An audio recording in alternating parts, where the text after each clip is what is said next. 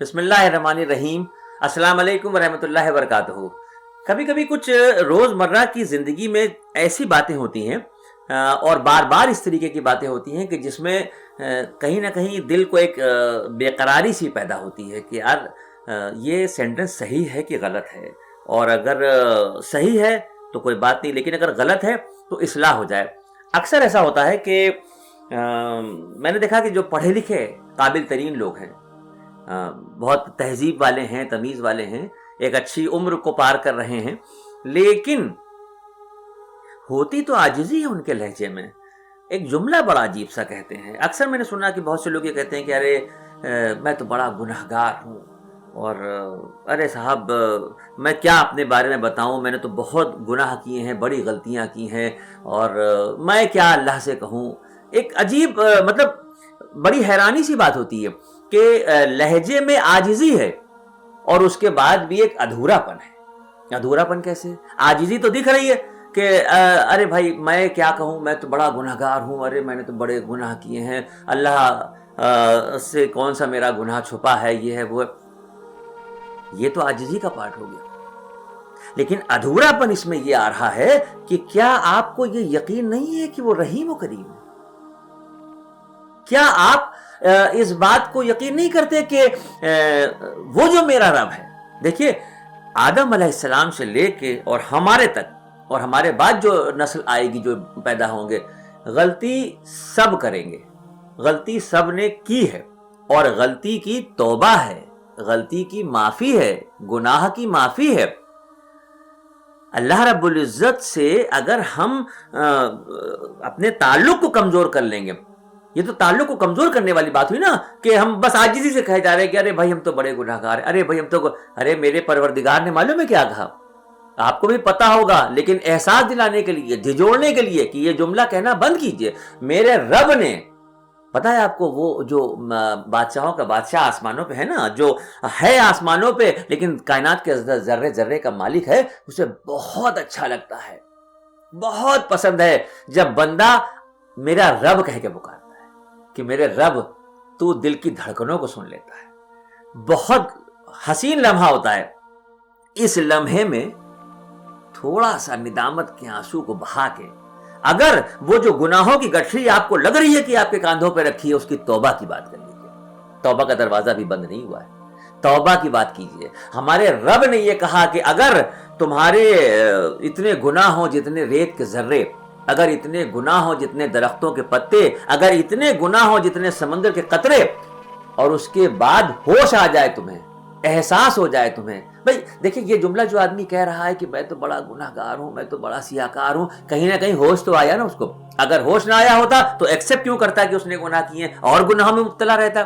اس کا مطلب اپنی غلطیوں پہ شرمندہ ہے، لیکن شرمندگی کو ادھورے پن پہ چھوڑ رہا ہے۔ اللہ سے توبہ کیجیے، اللہ سے توبہ کیجیے، اور قطعی جملے کو کہنا بند کر دیجیے۔ بالکل دل و دماغ سے، اپنی ڈائری سے، اپنی ڈکشنری سے یہ لفظ نکال دیجیے کہ میں تو ایسا ہوں، میں تو ویسا ہوں، ارے یہ ہو گیا، ارے وہ ہو گیا، اور حالات ایسے تھے، اور تکلیفیں تھیں، اور میں برائی کے راستے پہ چل گیا، چلنا نہیں چاہتا تھا مگر چل گیا۔ اس سے نکلیے باہر، ایک دم باہر نکلیے۔ جیسے ہی آپ کو یہ احساس ہو کہ مجھ سے غلطیاں ہوئی ہیں، مجھ سے گناہ ہوئے ہیں، اپنی غلطی کا اقبال جرم کیجئے، اللہ رب العزت کے سامنے جانماز پہ کھڑے ہوئیے، 2 رکعت نماز نفل پڑھیے، سجدے میں رکھیے، ندامت کے آنسو آنکھوں سے بہائیے، اور عاجزی اور انکساری سے گڑ گڑا کے اپنے رب سے دعا کیجئے کہ پروردگار پالنہار میرے گناہوں کو معاف کر دے، تو سب سے بڑا معاف کرنے والا ہے، تو سب سے زیادہ رحم کرنے والا ہے، تو رحم کرنے والوں کو پسند کرنے والا ہے۔ مجھے معاف کر دے، میرے گناہوں کو بخش دے، میری خطاؤں کو معاف کر دے۔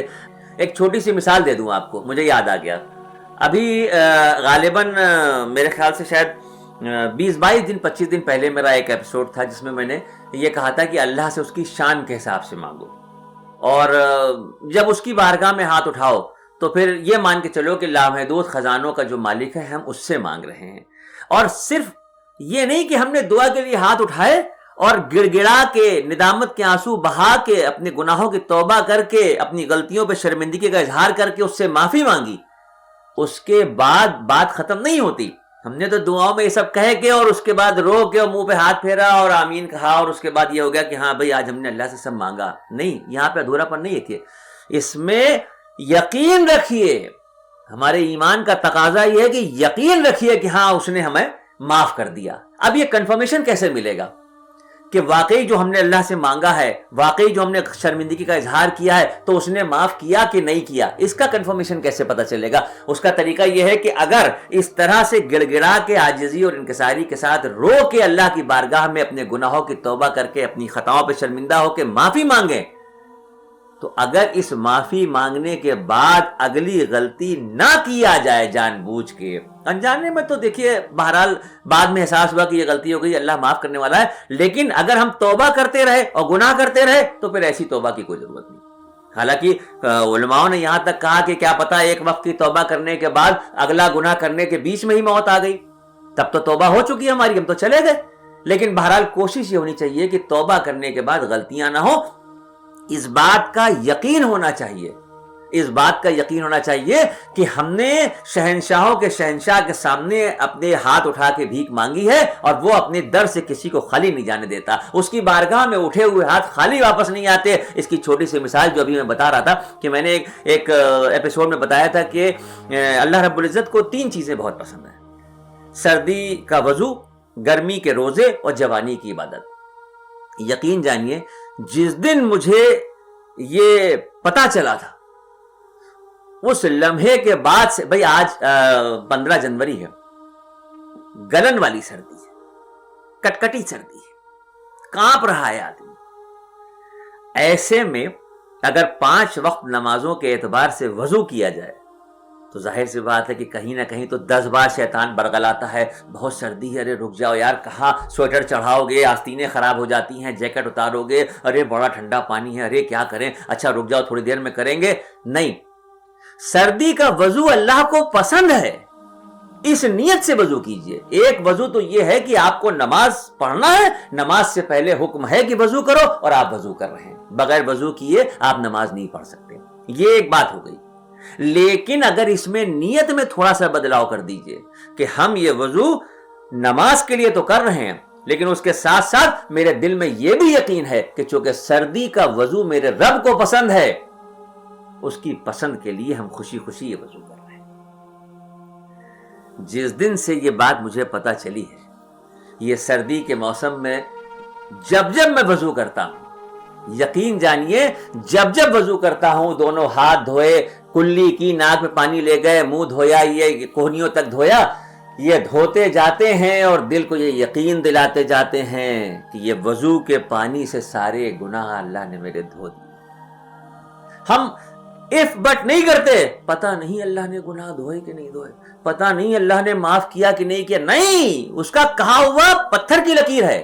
سورج ایک بار صبح نکلنے کے لیے اپنا ڈائریکشن بدل سکتا ہے, لیکن اس کا کہا ہوا غلط نہیں ہو سکتا. اگر اس نے کہا ہے کہ ہمیں سردی کا وضو پسند ہے, تو سردی کا وضو وہی کر رہے ہیں جن کو اس نے توفیق دی ہے.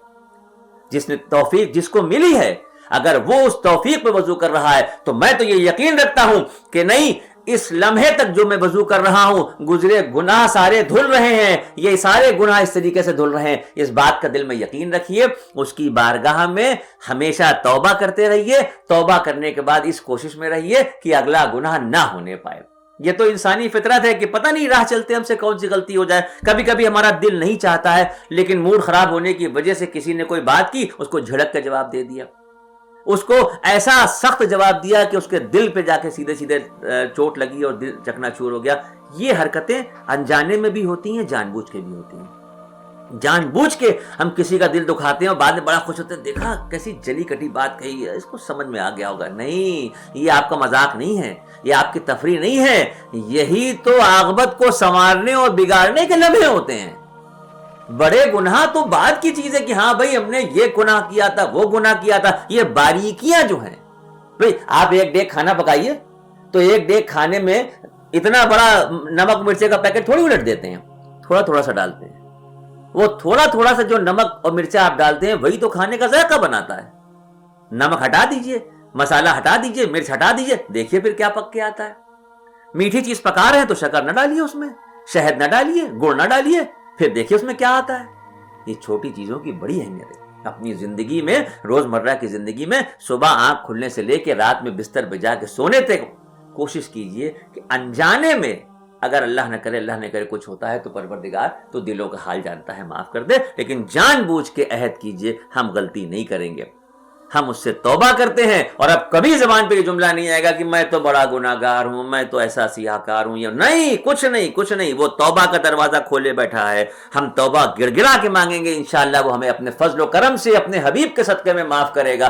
دیکھیے ہماری اولاد چاہے جتنی خراب ہو، کسی کی اولاد بھی ہو، چاہے جتنا بدتر اولاد ہو، چاہے جتنا ماں باپ اس سے تکلیف میں ہو، دکھا ہوا دل ہو، اس کو برا بھلا بھی کہہ لیں، اس کو مار پیٹ بھی لیں، لیکن کہیں نہ کہیں ایک سافٹ کارنر ہوتا ہے۔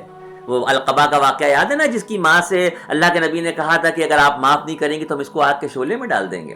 لمبا واقعہ ہے، اس سے پہلے کے ایپیسوڈ میں بتا چکا ہوں آپ کو۔ تو ظاہر سی بات ہے کہ جب ماں اور باپ اپنی ناکارہ اور بدتمیز اور بےہودہ اولاد سے دکھا ہوا دل ہونے کے بعد بھی معاف کر دیتی ہے، تو پھر وہ پروردگار کیسے ہمیں جہنم میں بھیجے گا؟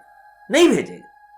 وہ بہانے ڈھونڈتا ہے، وہ کوشش کرتا ہے کہ تمہاری جب تک سانس چل رہی ہے میں نے آپشن دیا ہوا ہے، یہ تو سب کو پتا ہے کہ ایک دن مرنا ہے، لیکن کوئی اس بات کو ماننے کو تیار نہیں کہ کل بھی مر سکتے ہیں۔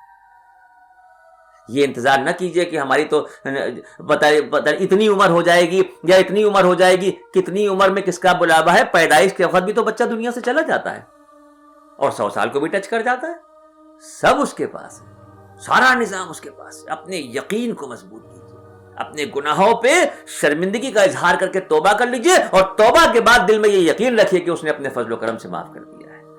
بات مطلب عجیب سی تھی، مگر مجھے لگا کہ یہ باریک باتیں جو ہیں، کیونکہ ادھر پچھلے کئی ایپیسوڈ ہمارے ایسے ہیں جس کو دیکھنے کے بعد آپ لوگوں نے جس طرح کی دعاؤں سے اور محبتوں سے ہمیں نوازا، یہ اسی کا نتیجہ ہے کہ یہ سلسلہ اس طریقے سے باریک چیزوں کو لے کے چل رہا ہے۔ آپ سب کی محبتوں کا شکر گزار ہوں، آپ سب کی دعاؤں کا طلبگار ہوں۔ اگر دل پہ لگنے والی بات لگ رہی ہو تو ثواب کے نظریے سے دوسروں کو بھیج دیجیے گا۔ السلام علیکم ورحمۃ اللہ وبرکاتہ۔